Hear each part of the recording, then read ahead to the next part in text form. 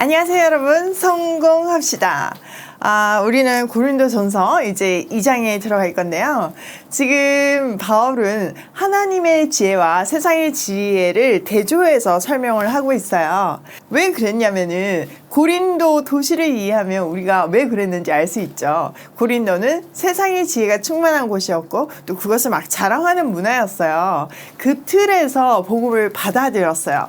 그러니까 세상의 지혜와 마찬가지로 논리적인 전개, 설득력 뭐 이런 걸로 복음을 받아들인다고 생각을 한 거죠. 그게 아니라는 것을 가르쳐 주는 거가 오늘 본문이에요. 자, 1절. 형제들아, 내가 너희에게 나아가 하나님의 증거를 할 때 말과 지혜의 아름다운 것으로 아니하였나니. 일단 바울은요, 하나님의 비밀을 전할 때, 하나님의 말씀을 전할 때 훌륭한 말, 수사학이나 세상의 지혜, 철학적인 논쟁으로 하지 않았다고 말하고 있어요. 사실 바울을 보면요, 그는 정말 대단한 학자였고요. 그의 글을 보면 굉장히 논리적이에요. 그럼에도 불구하고 이렇게 말하는 것은 수사학과 철학적인 논증을 과장되게 사용해서 세상의 지혜를 전하는 방법같이, 세상의 선생님들같이 그걸로 막 현란하게 자기를 돋보이게 그렇게 십자가의 도를 전하지 않았다는 말이에요. 십자가만 온전히 드러날 수 있도록 담백하게 전했다는 말이죠. 2절. 내가 너희 중에서 예수 그리스도와 그의 십자가에 못 박힌 것 외에는 아무것도 알지 아니하기로 작정하였음이라. 내가 너희 가운데 거할 때에 약하고 두려워하고 심히 떨었노라.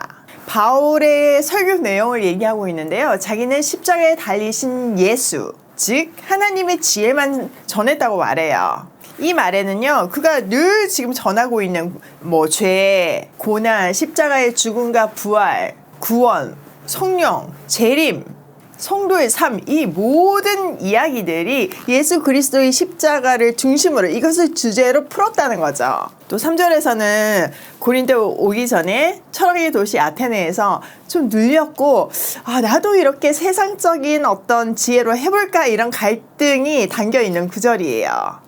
자, 4절. 내 말과 내 전도함이 설득력 있는 지혜의 말로 하지 아니하고 다만 성령의 나타나신가 능력으로 하여 너희 믿음이 사람의 지혜에 있지 아니하고 다만 하나님의 능력에 있게 하려 하였노라.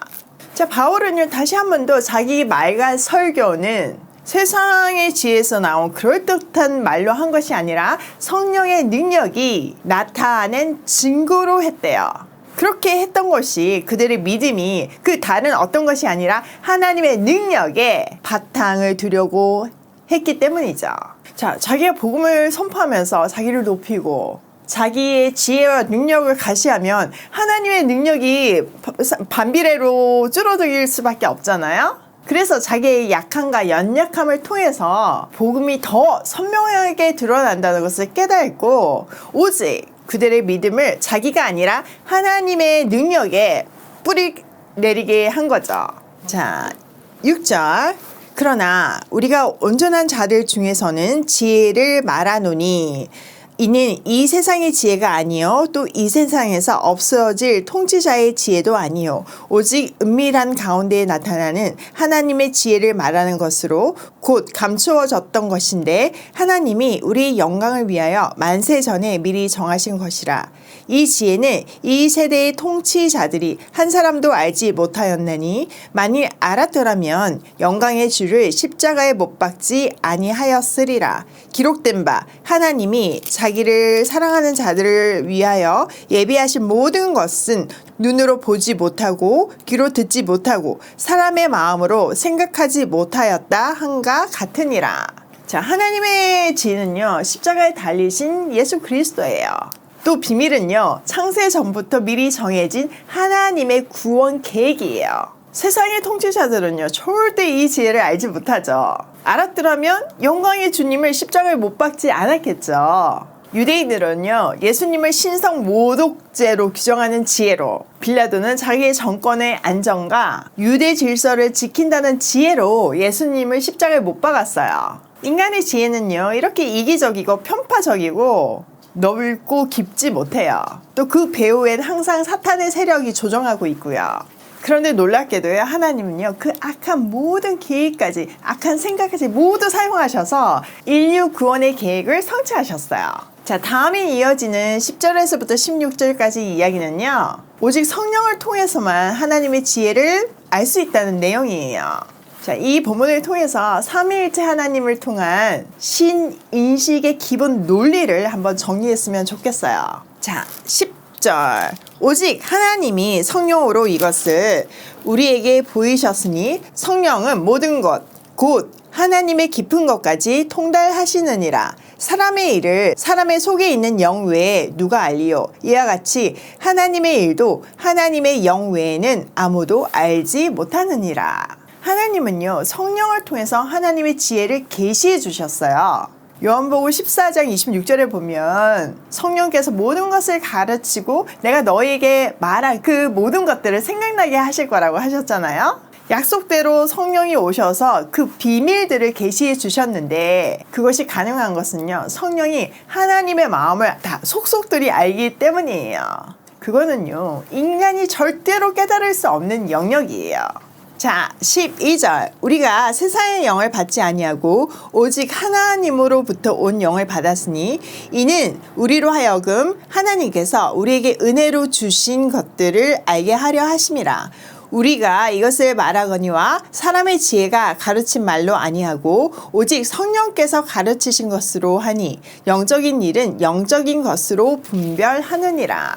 우리는요, 세상의 영이 아닌 하나님에게서부터 온 영을 받았기 때문에 하나님께서 은혜로 주신 선물들을 깨달아 알게 하셨어요. 하나님의 영은요, 하나님의 영으로만 인식될 수 있어서요, 사람의 지혜가 아닌 오직 성령의 가르치신 말로 선포될 수밖에 없어요. 우리가 하나님 안에서 경험하고 있는 수많은 일들을 하나님을 알지 못하는 사람들에게 설명하기가 굉장히 어렵잖아요. 제가 어저께 하나님 모르신 분에게 이제 오이 패밀리를 설명할 일이 있었어요. 근데 오이 패밀리가 오병이어에서부터 시작이 된 거잖아요. 근데 그 오병이어를 설명하는데 진짜 이분이 얼마나 이게 동화로 느껴질까 이런 생각이 들더라고요. 이게 세상적인 지혜로는 설명이 안 되는 거예요. 또 그때 2000년 전에 일어났던 그 오병이어 사건이 지금도 일어나서 오이 패밀리가 생겼다는 것을 어떻게 논리적으로 또 철학적으로 설명할 수 있겠어요? 믿지 않는 분들에게 오병이어 사건은요, 완전 전래의 동화죠. 이 오이 패밀리 사건도 너무 신기할 뿐이고요. 우리가 느끼는 이 하나님의 역사하심과 기적의 개념은 알지 못하는 거죠. 놀랍기는 해도요. 그러니까 하나님의 것은 성령으로만 깨달을 수 있다는 것을 우리가 알 수 있어요. 자, 14절. 육에 속한 사람은 하나님의 성령의 일들을 받지 아니하나니 이는 그것들이 그에게는 어리석게 보임이요 또 그는 그것들을 알 수 없나니 그런 일들은 영적으로 분별되기 때문이라. 신령한 자는 모든 것을 판단하나 자기는 아무에게도 판단을 받지 아니하느니라. 누가 주의 마음을 알아서 주를 가르치겠느냐. 그러나 우리가 그리스도의 마음을 가졌느니라. 모든 사람이 복음을 깨닫지 못해요. 영적인 사람들만 깨달을 수 있어요. 마치 중국어를 모르는데 중국말로 하면 알아듣지 못하잖아요. 그것처럼 영적인 언어를 육적인 사람들에게 아무리 설명해도 알아듣지 못할 뿐만 아니라 그냥 전래동화가 되는 거죠. 그래서 성령의 조명하심과 하나님의 은혜가 아니면 절대로 깨달을 수 없는 것이 하나님의 지혜라고 말하는 거예요. 그 누구도 스스로 주님의 마음을 헤아릴 수 없지만 성령의 조명하심을 받은 우리는 학력에 상관없이 우리의 똑똑함에 상관없이 하나님의 지혜를 알고 그리스도의 마음을 가지고 있어요. 그런 말 들으시잖아요. 어떻게 그런 생각을 하고 어떻게 그렇게 사시냐고.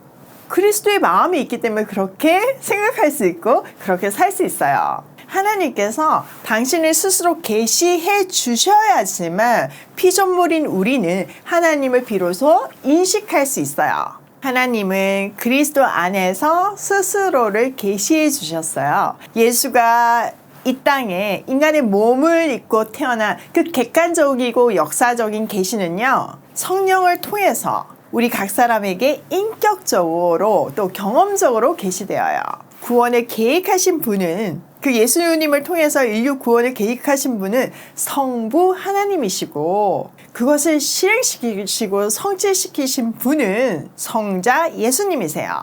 또 그것을 우리에게 적용시켜 주시는 분은, 그리고 그 복음대로 살 수 있도록 도와주시는 분은 성령 하나님이시고요. 예를 들어서 스마트폰이 있다고 생각을 해보세요. 그 스마트폰을 만들려면 그 설계도가 있어야 되잖아요. 그 설계를 하신 분이 성부 하나님이시고, 그리고 누군가는 부품을 가지고 그것을 설계도대로 만들어야 되잖아요. 그거를 한 게 성자 예수님이시고, 그리고 만들어진 스마트폰을 잘 활용을 해야 되잖아요. 사용법도 알아야 되잖아요. 그것을 알려주시는 게 성령 하나님의 역할이라는 거예요. 잘 이해되시죠? 자, 오늘 내용을 우리 삶에 한번 적용을 해보면요. 첫 번째, 복음만 선명하게 드러내며 복음을 전하자예요. 우리의 말빨, 재미, 유머, 사실 이런 것들이 대세죠. 그래서 청중에게 맞춰진 설교들을 우리는 자주 접할 수 있어요. 근데 뭐 재밌고 좋고 뭐 편하게 들을 수 있고 다 좋은데, 중요한 거는 십자가의 복음이 선명하지 않다는 거예요. 너무나 그 유머에 희석되어 가지고 웃기는 웃었는데 뭘 들었는지 모르는 거죠. 우리는 복음만 선명하게 드러내며 전해야 해요. 두 번째, 말씀은 성령의 조명하심으로만 깨달아진다는 사실을 알아야 돼요. 그래서 우리는 은혜를 구할 수밖에 없어요. 그래, 뭐 하나님 은혜 주셔야 내가 말씀을 깨달지, 이러면서 노력하지 말라는 말이 아니에요. 우리가 세계사, 지도, 뭐 여러 가지 서적을 통해서 연구해야 할 필요는 있어요. 그런 노력을 통해서 또 하나님의 은혜를 주시면 우리가 말씀을 깨달을 수 있지만, 그런 노력으로만 성경을 깨달을 수 있는 건 아니에요. 그래서 뭐 엄청난 학자들이랑 할지라도 성경을 못 깨달았잖아요. 세 번째, 삼위일체론적 신인식의 기본 원리를 우리가 알고 있어야 해요. 다시 한번 복습하면요. 구원을 계획하신 분은 성부 하나님, 그것을 성취하신 분은 성자 예수님, 그것을 우리에게 적용시켜 주시는 분은 성령 하나님이세요. 오늘도 성령의 조명하심으로 더 깊은 곳에서 복음을 깨닫고 그 깨달은 복음을 전하는 발걸음으로 고고싱해요.